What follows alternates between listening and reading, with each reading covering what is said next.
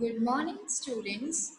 So we were discussing in previous session regarding 8051 IO port program.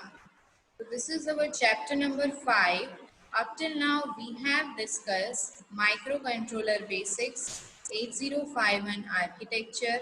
Then we have seen the block diagram of 8051 and its assembly language programming.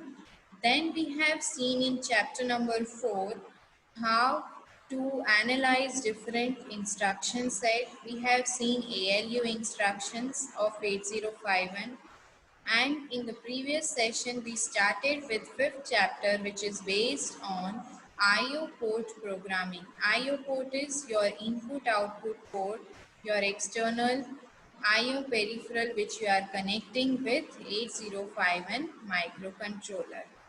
So in the previous session, I have already covered port 0 and port 1. In 8051 microcontroller, there are 4 ports. Port 0, port 1, port 2, port 3. Based on your requirement, you can make your port as an input port or output port. One thing is, what does input port means? Input port means you are reading the data from IO peripheral into the memory of microcontroller. That means input port. Input port means reading the data from IO peripheral to microcontroller memory. While output port means you are writing the data from memory of microcontroller to the IO peripheral.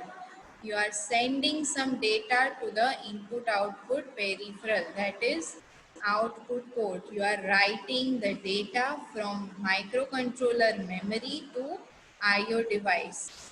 That is the difference between input and output port.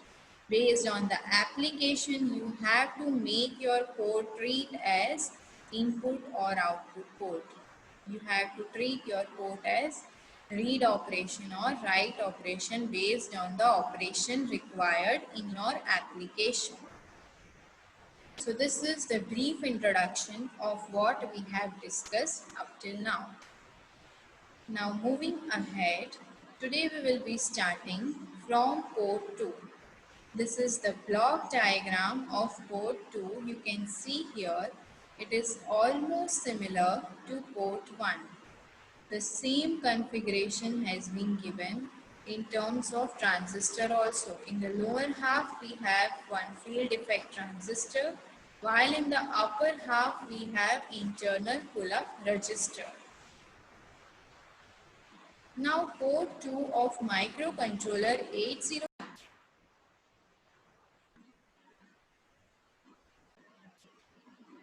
So port 2 of microcontroller 8051 is an 8-bit multifunctional port. The SFR address of microcontroller 8051 port 2 is A0H. Previously, the SFR addresses for port 0 and port 1 were 80H and 90H. You have to remember the SFR addresses of all 4 ports. So please keep this thing in mind. This can be asked frequently in MCQ or objective type questions. It is a bit addressable port. The function and use of port 2 is, it is used for simple input-output functioning, and it is used for generating the upper order address bus for your external memory A8 to A15. Now, whether your port 2 is treated as an input port or output port, that we will be seeing. If you want to treat your port 2 as an input port, you have to set 1 to the corresponding latch bit, and this will cause your FET to turn off. The pin and the input to the pin which you have pulled to logic high by the internal pull-up load. So port 2 is also called quasi-bidirectional port. Quasi-bidirectional means you can use your port as an input or output port both based on your requirement.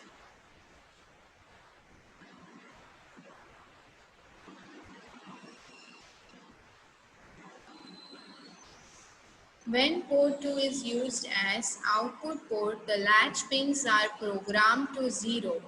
This will cause the lower FET to turn off and input to the circuit logic will be 0. See, whatever we are discussing in terms of input port or output port or in terms of transistor, pull-up register, all are related to the working of this diagram. How this diagram works that we are discussing.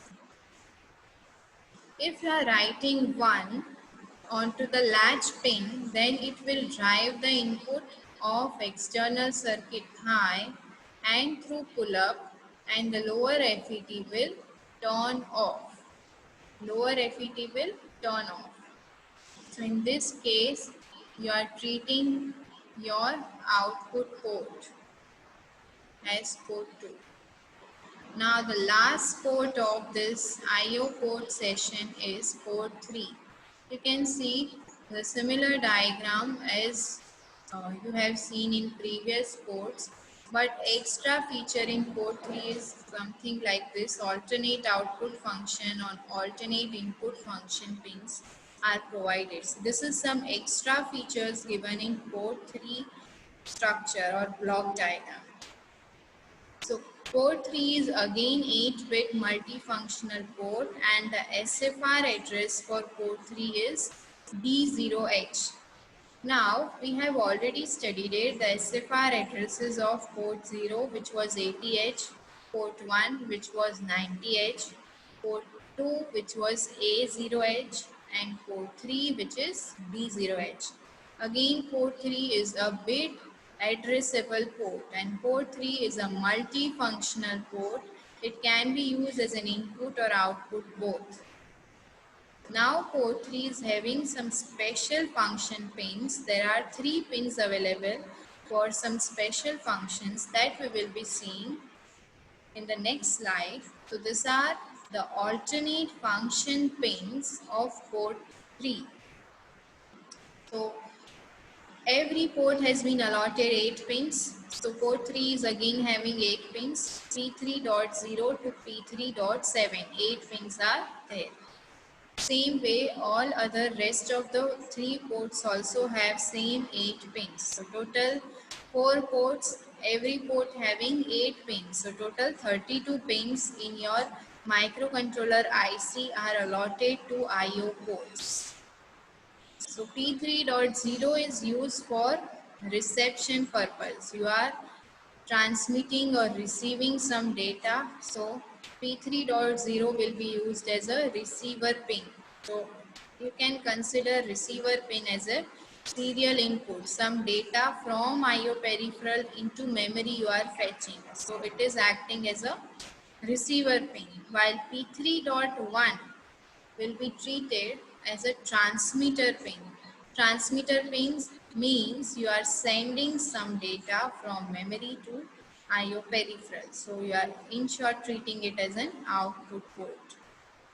P3.2 and P3.3 are given for some external interrupt. Now what is interrupt? If some task is going on and you have to stop that task and you have to solve some device, or you have to solve some error, or you have to solve some problem while the execution of that task, or any hardware problem or software problem is treated as interrupt. If Let's take an example to understand what is interrupt. If I am connecting my 8051 microcontroller with LED and I am performing a program to blink LED on off, but due to some voltage fluctuations or some supply problem, your LED gets burst out. So in that condition, you have to immediately change that LED and you have to solve, or you have to solve that problem to start your program again. So that is a kind of external interrupt.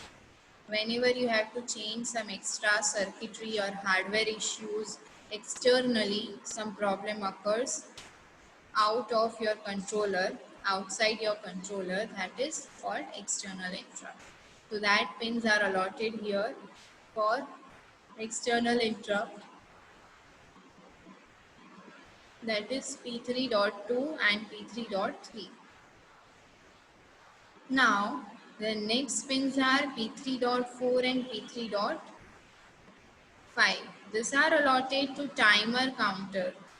If you want to run any circuit, if you want to design counter or timer for that, if I am completing a task in 10 second, 20 second, if you want to note down the period of that task, you are able to connect your timer circuit with that controller, and you can note down what is the execution time or what is the time taken to finish that task. For that you require some timing circuitry and counter circuitry. So for that, two pins have been allotted. Here is P3.4 and P3.5 allotted to T0 and T1. Timer counter 0 external input, timer counter 1 external input.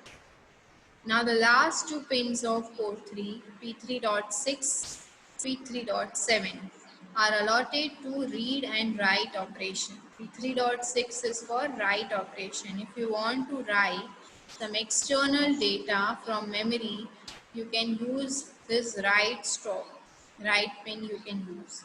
And if you want to have some extra data into memory, if you want to make it as a read, then this RD bar pin P3.7 is allotted for read operation. So these are some alternate functions of port 3 which are not similar to rest of the port. These are some extra features of port 3. This you should keep in mind, and again this can be asked in MCQ exam or objective type questions. So rest of the ports are simple ports. Port 0 is having one feature of read, modify, write, while port 1 and port 2 are simple port, no extra functions. But port 3 have alternate functions, extra functions are there.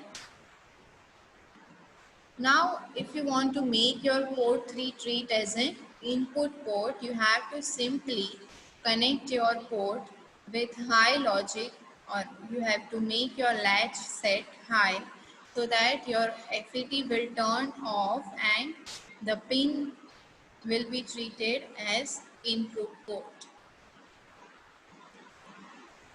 Now the next is for treating port 3 as an output port.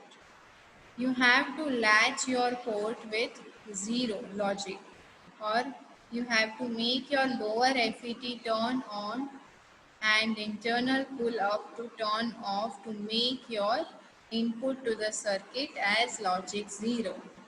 So this will make your port treat as an output port. And if you are writing 1 on the latch, then it will drive your input circuitry high through the pull-up register, and it will turn on or it will turn off the lower FET. Now the description regarding the extra or alternate functions of port 3. For achieving any of the output function or any of the alternate function available in port 3, you have to set your FET turn on or off depending on the alternate output function you want. So whenever the latch bit of port 3 is logic 1, output will be controlled by control input. Now the extra features of port 3 includes loading and interfacing. The output buffers of port 1, 2 and 3 can drive extra 4 LSTTL input. LS means low supply TTL inputs. Port 0 can be used as external bus mode output buffer, and it can drive 8 LSTTL inputs. TTL means transistor logic.